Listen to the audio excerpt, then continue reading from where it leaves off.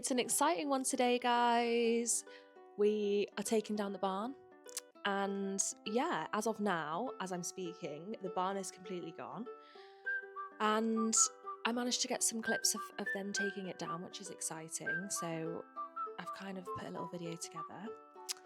And it's exciting because it took a long time for the insurance company to give us permission to even step inside the barn, let alone take it all away. And it's been, a constant reminder really of, of what happened. So it's nice for it to go now. And yeah, so this is them crunching up the roof sheets to go into like a scrap metal skip. So they've sorted through all of the kind of like the debris, if you like, and obviously separated out the scrap metal from the rest of the stuff. Then you can see there's a lot of scrap metal here. And over here was where our distribution heating thing was. So they're just dragging all of those bits now from that pile into the scrap metal skip. And Mum and I were watching and like eagerly this whole time because we were like sort of like excited school children. And then the block work comes away. And they have to remove all of the steels. So the big steels that are like bent over, they obviously hold the support of the building, or did hold the support of the building. So I haven't put any clips in, but he was like having to angle grind them off and stuff. And yeah, pulling the roof down now. We have to be a little bit careful because our metal frame is actually tied into the barns that belong to the neighbouring property. So the barns along the left there, they don't belong to us. They belong to the neighbours, and there is a point at the sort of right in the corner where their barn ties into our barn. So that's why he's being quite careful with this section here. And I think he left that one alone because it wasn't playing ball, and then he moved onto a different section. So it kind of took them, I want to say, a day to get the bulk of this stuff down, and it's definitely like at least 3 or 4 days of clearing away.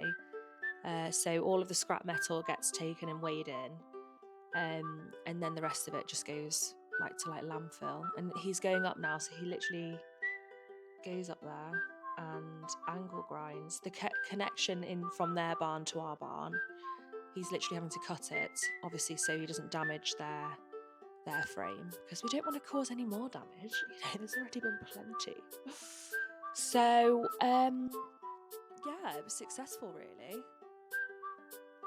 And again, these lads, they're the same guys that have done a lot of the groundwork and stuff. Like, as a team, they're just brilliant. So yeah, it's been fine. It's been pretty smooth. Hopefully I haven't jinxed myself there. Because you never know. And Mum just thought she'd help out. And then here's where we are now. So yeah, this is what it looks like right now as of today. You can kind of see where the dry stone wall is for the holiday cottage garden. That's like the boundary of where the barn was. And this area here was our laundry room. You can see the main water feed into the barn coming up there. And this room was the plant room. So this had the biomass boiler in it, and that's what these cables and pipes are for. And some of those pipes underground are still intact, going to the cottage and into Mum's house.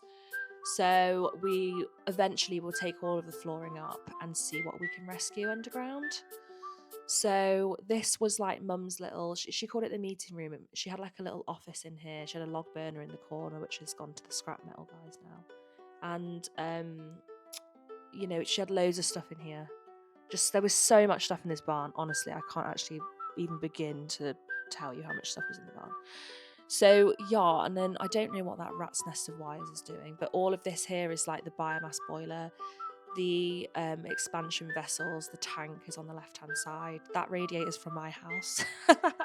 That's not from the farm. And then that was the hopper, that big thing at the top. And the air source heat pump was under there as well. So that's all gonna go. And yeah, that's kind of where we're up to now. Okay, so what comes next then is these walls at the back, they've all got to come down and be rebuilt because they've been compromised by the fire. So we've got to agree with the neighbour where they're going because they are boundary walls.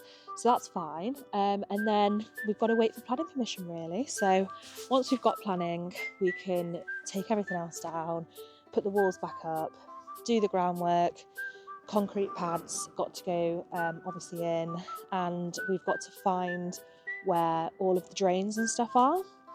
So we previously had, let me spin the camera around. Previously in this section here at the front, we had a laundry room. So there was like 3 washing machines, 2 tumble dryers, a sink, blah, blah, blah, blah, blah. And in the plant room with the biomass boiler and all the tanks and stuff was in that back section here. But we're actually changing it. So the biomass boiler and everything's going to come in the front. That's to make it easier for pellet deliveries because we can have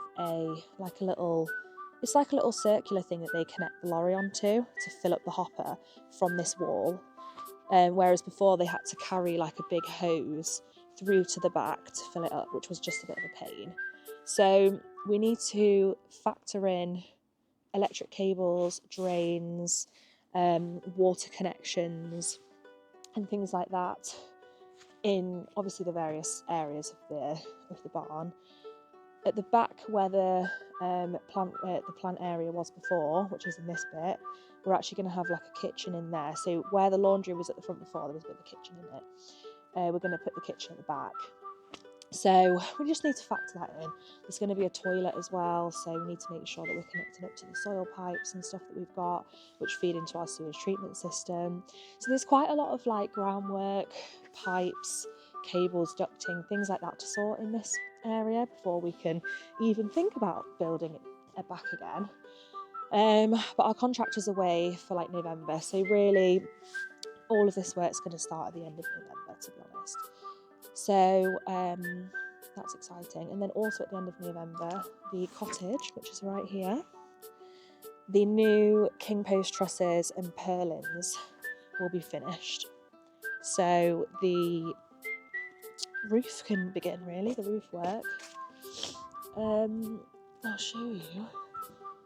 I've probably shown on previous videos, but I'm going to make the assumption that not everybody's watching all of the videos.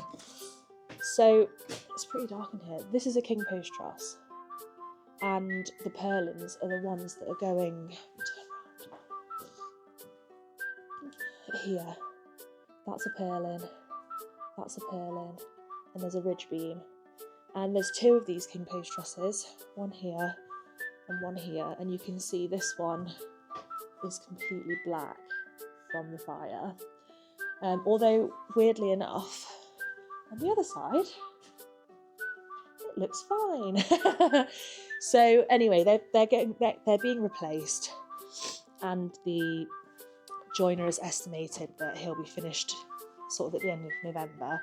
So all of the existing roof that's currently still on, this is all going to come off, and then the contractor that we use for the groundwork and stuff will come and help lift in the new king post trusses, ridge beams, purlins, and then scaffolding will go up, and then we'll have like a roof on the scaffolding to protect the new very nice beams, and then the roofers will come in December and start re-roofing really, putting the tiles back on, felting the roof and everything like that. So yeah, in order to get this cottage watertight then, all we've got to do is replace a couple of the windows, like this one, which has obviously been completely blown out and singed from the fire, so that needs to be replaced. This one, and to be honest, most of them are going to need replacing because there's so much water damage. This one needs to be replaced as well. You can see it's all messed up. So there's still quite a lot of work to do, obviously. What a silly thing to say. Clearly there's a lot to do, but we can't really do any of it now until towards the end of November. So there's not going to be loads and loads of like videos and content of like stuff happening here now. But it does give us an opportunity in November to kind of look at some of the stuff that that isn't just building and practical stuff, paperwork stuff, you know, just, oh, there's so much to think about, and lots of decisions to make as well about how we're going to do things. Like the plumbing system, are we going to put it back exactly the same? There's a couple of different ways of skinning that cat, so we could choose to skin it a different way, and we're still undecided about exactly how we're going to go about it. So there's just so many things to think about. So yeah, I mean, Mum and I will be doing some stuff like, we will be doing some stuff, so we will be going down to like go hot tub shopping, and we'll be doing various fun little things like that, so I'll probably do some videos around that, but don't expect too much in the way of like building-y stuff for November, because there's not really going to be anything happening. So yeah, anyway, that's sort of the update really, so I will get this video out and hopefully see you soon. Goodbye.